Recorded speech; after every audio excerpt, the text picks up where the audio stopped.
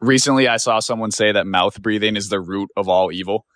They might not be too far off. For a while, I've been using mouth tape while I sleep, and it's got me in the habit of nasal breathing, feeling way better, and also having deep, restful sleep, feeling rejuvenated, and accompanied with powerful, vivid dreams. Speaking of which, if anyone has any articles, books, podcasts, whatever, about dreaming, go ahead and share them. I'm curious, fascinated. Jeff, may I make a suggestion that you become the world's leading expert on lucid dreaming and just own that niche and become the Andrew Huberman of lucid dreaming? Please. If we take facts to be defined as a best explanation at a given point in time, then that's fine, but it also does open up the door for subjectivity, because one person's best explanation will be different to another person's often, and they will still say that theirs is the best explanation given their perspective or what they've been exposed to. And so would they each be pointing to each other saying, you're not dealing with facts? And are they still not capable of having a conversation? I mean, I know that that would be a disagreement and they would have to then reconcile it. But I guess the point there is that both parties would be saying that the other person is not dealing with facts as they themselves know it.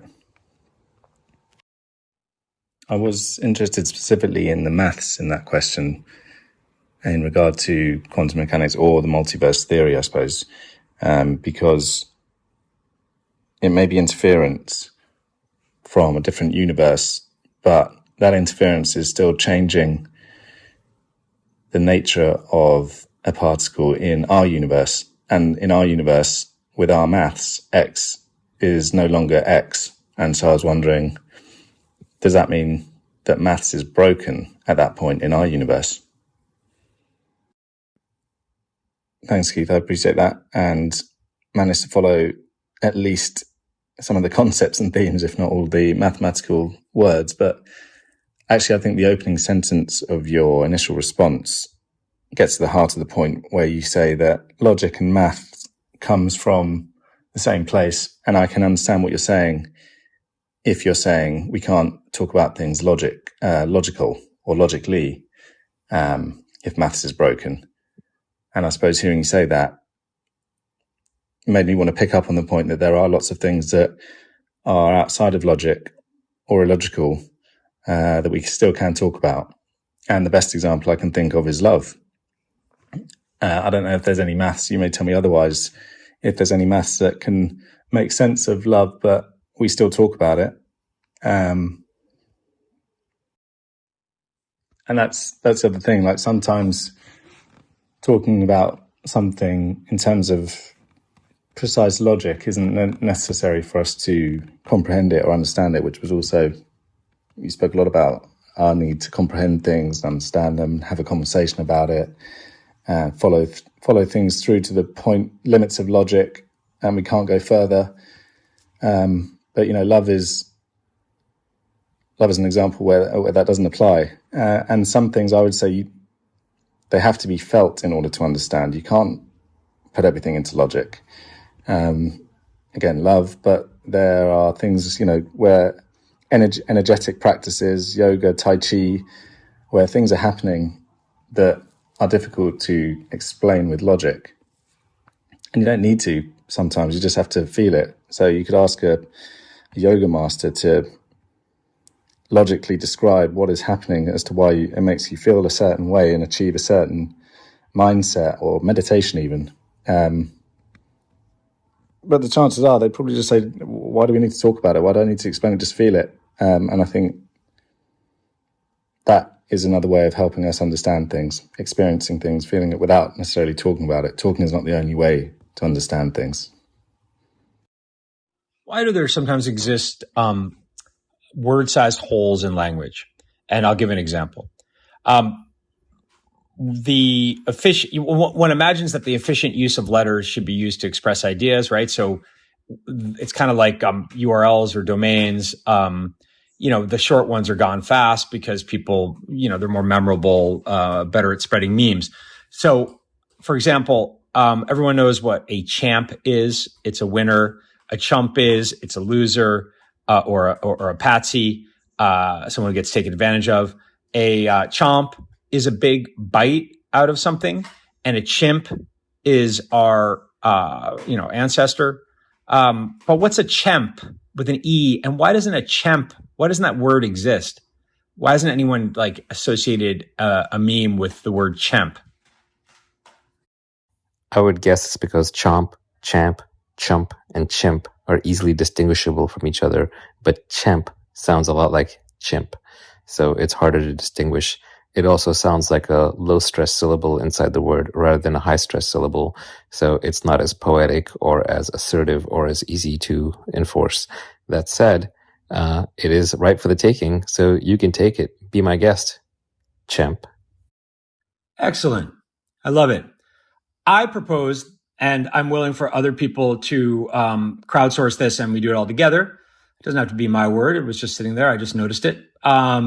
Let's have a champ be somebody who does not align their unique soul and self with community and market, leveraged with all the leverage that technology can provide to unlock in manifest their healthiest, wealthiest, most loved, most loving, and most contributing to the world what they want to give self.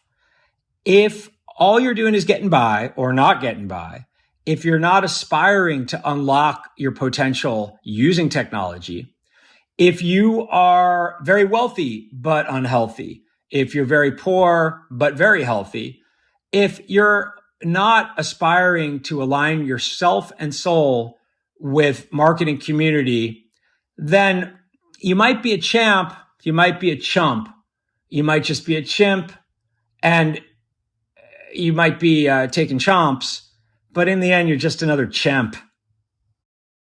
So a champ, to be more pithy, is champ or chump, a chimp who is surrounded by all of the technology that our intelligent, evolved brain can provide, and yet does not have their soul take a big chomp out of the soul's potential.